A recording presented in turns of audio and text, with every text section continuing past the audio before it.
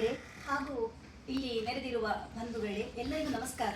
ನಾನು ದೇವರ ಕಾಡಿನ ಬಗ್ಗೆ ಪುಸ್ತಕ ಬರೆಯಲು ಹೊರಟದ್ದನ್ನು ಈಗಾಗಲೇ ಟಿ.ಪಿ. ರಮೇಶ್ ಸರ್ ಹೇಳಿದರು, ಸಿ.ಜಿ. ಕುಶಲಪ್ಪ ಸರ್ ಹೇಳಿದರು.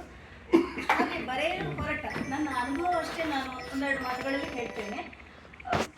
ನಾನು ಕೊಡಗಿಗೆ ಮದುವೆಯಾಗಿ ಬಂದು 35 ವರ್ಷವೇ ಕಳೆಯಿತು. ಆದರೆ ನನಗೆ ಕಳೆದ ವರ್ಷದವರೆಗೂ ದೇವರ ಕಾಡು ಬರೀ ಹೆಸರು ಮಾತ್ರ ಗೊತ್ತಿತ್ತು. ದೇವರ ಕಾಡು ಅಂದರೆ ಏನು, ಯಾವುದು ನನಗೆ ಗೊತ್ತಿರಲಿಲ್ಲ. ಕಳೆದ ವರ್ಷ ಮಂಗಳೂರು ವಿಶ್ವವಿದ್ಯಾಲಯದ ಅರೆಭಾಷೆ ಸಂಶೋಧನಾ ಕೇಂದ್ರದವರು ನನಗೆ ದೇವರ ಕಾಡಿನ ಬಗ್ಗೆ ಪುಸ್ತಕ ಬರೀತೀರಾ ಅಂತ ಕೇಳಿದ್ರು. ಆಯ್ತು ಅಂತ ಒಪ್ಪಿಕೊಂಡು ಬಿಟ್ಟೆ. ಏನು ವಿಷಯ ಗೊತ್ತಿಲ್ಲ. ಆಗ ಯಾರೋ ಹೇಳಿದ್ರು, ಕೊಡವ ಸಾಹಿತ್ಯ ಅಕಾಡೆಮಿಗೆ ಹೋದರೆ ನಿಮಗೆ ಮಾಹಿತಿ ಸಿಗ್ತದೆ ಅಂತ. ಹಾಗೆ ಕೊಡವ ಸಾಹಿತ್ಯ ಅಕಾಡೆಮಿಗೆ ಹೋದೆ. ಅಲ್ಲಿ ವಿದ್ಯಾಪುಟ್ಟ ಮನೆ ಅವರು ಬರೆದ ಒಂದು ದೇವರ ಕಾಡಿನ ವಿಶ್ಲೇಷಣೆ ಅಂತ ಹೇಳುವ ಒಂದು ಪುಸ್ತಕ ಸಿಕ್ಕಿತು. ಇನ್ನು ಬೇರೆ ಪುಸ್ತಕಗಳಿವೆ ಯಾಕೆ ಹೇಳಿದೆ, ಇಲ್ಲ ಯಾವುದೇ ಪುಸ್ತಕಗಳಿಲ್ಲ ಹೇಳಿದರು. ಆಯಿತು, ಬಂದೆ. ಮತ್ತೆ ಒಂದೆರಡು ದಿನದಲ್ಲಿ ಮಡಿಕೇರಿಯಲ್ಲಿ ಒಂದು ಕಾರ್ಯಕ್ರಮ ಇತ್ತು. ಟಿ.ಪಿ. ರಮೇಶ್ ಸರ್ ಬಂದಿದ್ರು. ಅವರಿಗೆ ವಿಷಯ ಹೇಳಿದೆ ನಾನು. ಅವರು ಹೇಳಿದರು, ಸಿ.ಜಿ. ಕುಶಲಪ್ಪ ಅಂತ ಒಬ್ಬರು ಪೊನ್ನಂಪೇಟೆ ಅರಣ್ಯ ಮಹಾವಿದ್ಯಾಲಯದ ನಿವೃತ್ತ ಡೀನ್ ಇದ್ದಾರೆ, ನೀವು ಅವರ ಹತ್ರ ಮಾತಾಡಿ ನಿಮಗೆ ವಿಷಯ ಸಿಗ್ತದೆ ಅಂತ.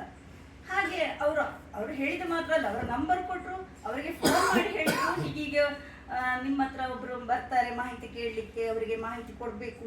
ಅಷ್ಟು ಉಪಕಾರ ನನಗೆ ರಮೇಶ್ ಸರ್ ಮಾಡಿದ್ರು.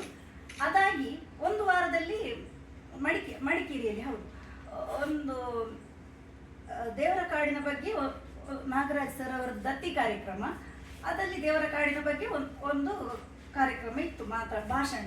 ಅದಕ್ಕೂ ಬನ್ನಿ ಅಂತ ಹೇಳಿ ರಮೇಶ್ ಸರ್ ನನ್ನನ್ನು ಕರೆದ್ರು. ನಾನು ಅಲ್ಲಿಗೆ ಹೋದೆ. ಅಲ್ಲಿಗೆ ಸಿ.ಜಿ. ಕುಶಲಪ್ಪ ಅವರದ್ದು ಭಾಷಣ ಇತ್ತು. ಅವರ ಇಂಗ್ಲಿಷ್ ಪುಸ್ತಕವನ್ನು ಅಲ್ಲಿಗೆ ಅವರು ನನಗೆ ಕೊಟ್ಟರು. ಇದು ವಿಷಯ. ಆಮೇಲೆ ನಾನು ಅಲ್ಲಿಗೆ ಬೇಕಾದ ಸಣ್ಣ ಪುಸ್ತಕ ಒಂದು 40 ಪುಟದ್ದು. ನನಗೆ ಆಯಿತು, ಎಷ್ಟು ವಿಷಯಗಳುಂಟು ದೇವರ ಕಾಡಿನ ಬಗ್ಗೆ, ನೋಡುವ. ನನ್ನದೇ ಊರು ನನಗೂ ಗೊತ್ತಿಲ್ಲ. ನಂದು ದಕ್ಷಿಣ ಕನ್ನಡದ ಬಾರ್ಡರ್, ಹಾಗಾಗಿ ದಕ್ಷಿಣ ಕನ್ನಡದ ಸಂಸ್ಕೃತಿಯೇ ಗೊತ್ತಿರೋದು. ಕೊಡಗಿನ ಬಗ್ಗೆ ಏನೇನು ಗೊತ್ತಿರಲಿಲ್ಲ. ತಕ್ಕ ಮುಖ್ಯಸ್ಥರು, ಭಂಡಾರ ತಕ್ಕ ಯಾವುದು ಗೊತ್ತಿಲ್ಲ. ಅದೆಲ್ಲ ಈಗ ದೇವರ ಕಾಡಿಗೆ ಇಳಿದ ಮೇಲೆ ನನಗೆ ಗೊತ್ತಾದ್ದು. ಹಾಗೆ ಇಳಿಯುವಾಗ ಒಂದೊಂದು ದೇವರ ಕಾಡಿನ ಹೋದಾಗ ಒಂದೊಂದು ಅನುಭವ. ನಿನ್ನೆ ಅದೊಂದು ಅನುಭವ ಹೇಳ್ತೇನೆ ನಾನು. ಮಕ್ಕೋಟು ಮಹಾಲಕ್ಷ್ಮಿ ದೇವಸ್ಥಾನ,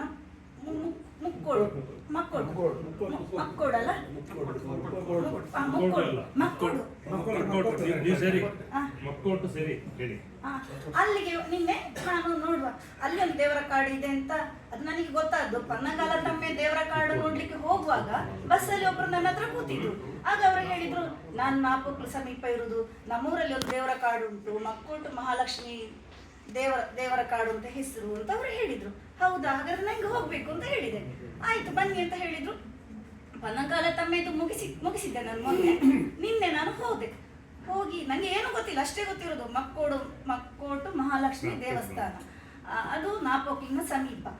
ಟಿ.ಪಿ. ಸರ್ ಹೇಳಿದ್ರು ಅದು ಮೂರ್ನಾಡು ಸಮೀಪ ಅಂತ. ನಾನು ಮೂರ್ನಾಡು ಪಾರಾಣಿಯಾಗಿ ಹೋಗ್ಬೇಕು ಅಂತ. ನಾನು ಹಾಗೆ ಪಾರಾಣಿಯಾಗಿ ಸುತ್ತಾಗಿ ಹೋದ್ದು, ಅದು ಹಾಗಲ್ಲ, ಅದು ನಾಪೋಕ್ಲಾಗಿ ಹೋಗ್ಬೇಕು. ಅದಿರ್ಲಿ.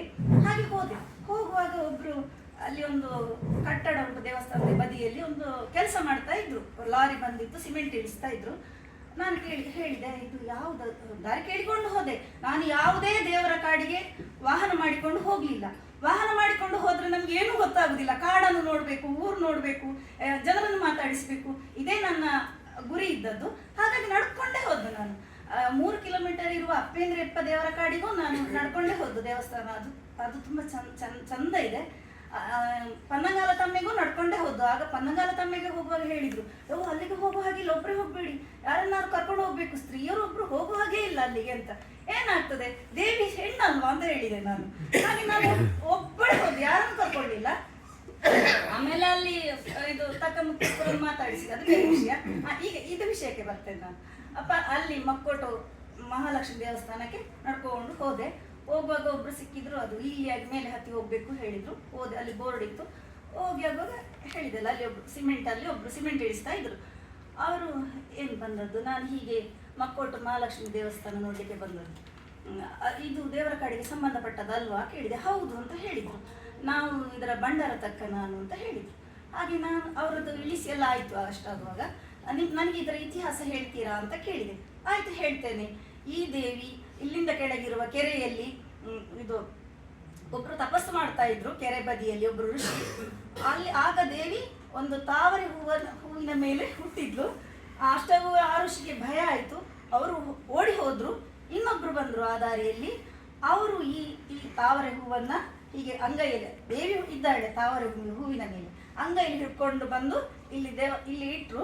ಇಲ್ಲಿ ಇದು ಉದ್ಭವ ಮಹಾಲಕ್ಷ್ಮಿ, ಕೊಡಗಲ್ಲಿ ಇದು ಒಂದೇ ಮಹಾಲಕ್ಷ್ಮಿ ದೇವಸ್ಥಾನ ಇರುವುದು. ಸತ್ಯ ಸುಳ್ಳು ಗೊತ್ತಿಲ್ಲ, ಅವ್ರು ಹೇಳಿದ್ರು ಒಂದೇ ಮಹಾಲಕ್ಷ್ಮಿ ಇರುವುದು. ಹೌದಾ, ನನಗೆ ಆ ಕೆರೆ ನೋಡಬೇಕು ಹೇಳಿದೆ. ಅದು ಎಲ್ಲಿರುವುದು? ಅಲ್ಲಿ ಇರುವುದು, ಕೆಳಗಿರುವುದು, ನಿಮಗೆ ಹೋಗ್ಲಿಕ್ಕೆ ಆಗ್ಲಿಕ್ಕಿಲ್ಲ. ಇಲ್ಲ ನನಗೆ ನಿಮಗೆ, ನೀವು ಹೋಗ್ತೀರಾ? ಹೋಗ್ತೇನೆ, ನೀವು ಹೋದ್ರೆ ನನಗೆ ಹೋಗ್ಲಿಕ್ಕೆ ಆಗ್ತದೆ ಹೇಳಿದೆ.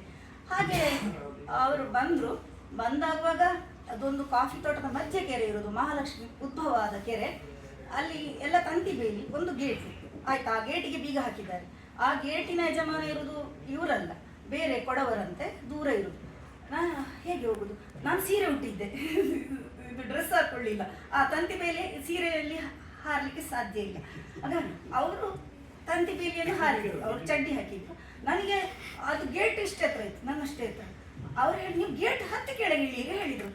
ಆಯ್ತು ಹೇಳಿದ್ರು, ಗೇಟ್ ಹತ್ತಿ ಇಳಿಯುವಾಗ ಅವ್ರು ಕೈ ಕೊಟ್ಟರು. ಹಾಗೆ ಇಳಿದು, ಅದು ಕಾಫಿ ತೋಟ ಅಂದ್ರೆ ಹೀಗೆ ಇದೆ, ಹೀಗೆ ಸಾಧ್ಯವೇ ಇಲ್ಲ ಇಳಿಲಿಕ್ಕೆ, ಅಂತ ಕಾಫಿ ತೋಟ ಅದು.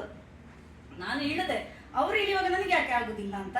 ಆದ್ರೆ ಅವರು ಒಂದು ಕಾಫಿ ಗಿಡವನ್ನು ಹಿಡಿದು ನನಗೆ ಕೈ ಕೊಟ್ಟರು. ಅವರು ಇಲ್ಲದೆ ನನಗೆ ಒಬ್ಬಳಿಗೆ ಹೋಗ್ಲಿಕ್ಕೆ ಸಾಧ್ಯ ಇಲ್ಲ. ಅವರು ಹೋಗುವಾಗೆಲ್ಲ ಕೈ ಕೊಟ್ಟರು.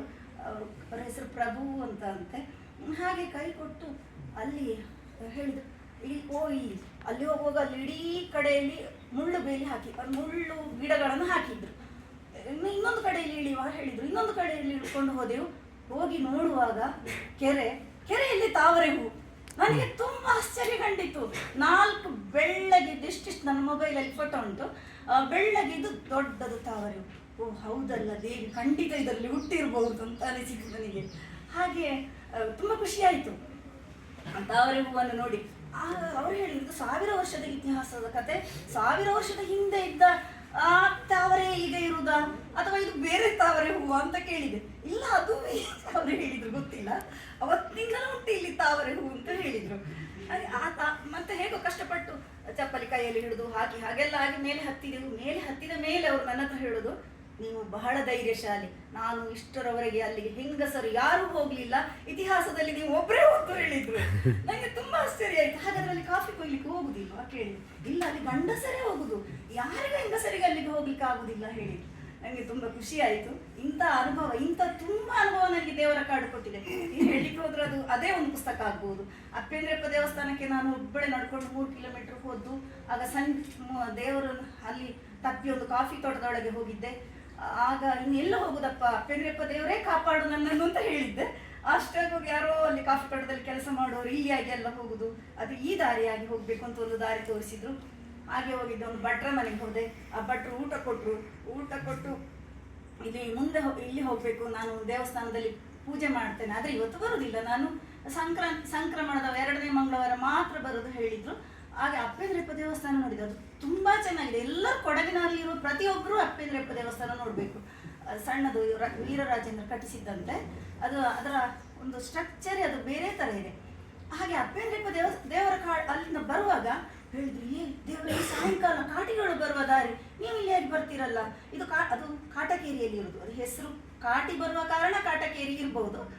ಹಾಗೆ ಬರುವಾಗ ಏನು ವಾಹನ ಇಲ್ಲ, ಕತ್ತಲೆ 5:30 ಆಯ್ತು, ನಡ್ಕೊಂಡು ಹೋಗ್ಬೇಕು. ಆಗ ಒಂದು ಕಾರ್ ಬಂತು, ಅವ್ರು ನಿಲ್ಲಿಸಿದ್ರು, ಹತ್ತಿ ಒಳಗೆ ಹೋಗುವಾಗ 4 ಯುವಕರು, ಒಬ್ಬ ಕುಡಿದಿದ್ದ, ಎಲ್ಲರೂ ಕುಡಿದಿದ್ರು, ಒಬ್ಬ ಸಿಗರೇಟ್ ಸೇರ್ತಾ ಇದ್ದ.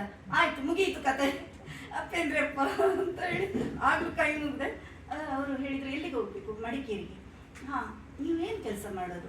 ನಾನು ನಿಜವಾಗಿ ಕೆಲಸ ಮಾಡೋದು ಕೃಷಿ ಕೆಲಸ ಹೇಳಿದ್ರೆ ಬದುಕಲಿಕ್ಕಿಲ್ಲ ಹೇಳಿ, ನಾನು ಜರ್ನಲಿಸ್ಟ್, ಪ್ರಜಾವಾಣಿಗೆ ವರದಿ ಮಾಡಲಿಕ್ಕೆ ಬಂದಿದ್ದೇನೆ ಅಂತ ಹೇಳಿದೆ, ಪತ್ರಕರ್ತೆ ನಾನು. ಓ ಹೌದಾ?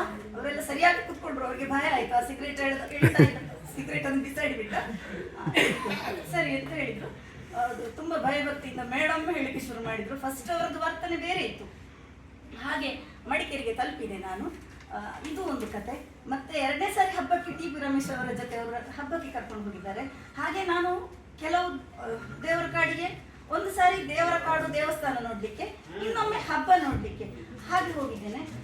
ದೇವರ ಕಾಡಿನ ಹಬ್ಬ ತುಂಬಾ ಚಂದ. ನನಗೆ ಅದರ ಅನುಭವ ಈ ದೇವರ ಕಾಡು ಪುಸ್ತಕ ಬರೆಯುವ ಕಾರಣ ಈ ಅನುಭವ ಎಲ್ಲ ಗೊತ್ತಾದ್ದು. ಈ ದೇವರ ಕಾಡಿನ ಪುಸ್ತಕ ಬರೆದು ನನ್ನ ಅನುಭವ, ನನ್ನ ಜ್ಞಾನ ತುಂಬಾ ಹೆಚ್ಚಿದೆ. ಇದಕ್ಕೆ ಅವರು ಕುಶಲಪ್ಪ ಸರ್ ತುಂಬಾ ಕಾರಣರು. ಅವರ ಪುಸ್ತಕ, ವಿದ್ಯಾಪುತ್ತ ಮನೆಯವರ ಪುಸ್ತಕ ಇಲ್ಲದಿದ್ರೆ ನಾನು ಇಂಥ ಕೆಲಸಕ್ಕೆ ಇಳಿದಿರಲಿಲ್ಲ. ಹಾಗಾಗಿ ಟಿ.ಪಿ. ರಮೇಶ್ ಸರಿಗೆ, ಕುಶಲಪ್ಪ ಸರಿಗೆ ನನ್ನ ವಿಶೇಷ ಧನ್ಯವಾದಗಳು. ಇಲ್ಲಿ ಆಗಮಿಸಿದ ಎಲ್ಲರಿಗೆ ಧನ್ಯವಾದಗಳನ್ನು ಹೇಳಿ ನನ್ನ 2 ಮಾತುಗಳನ್ನು ಮುಗಿಸ್ತೇನೆ.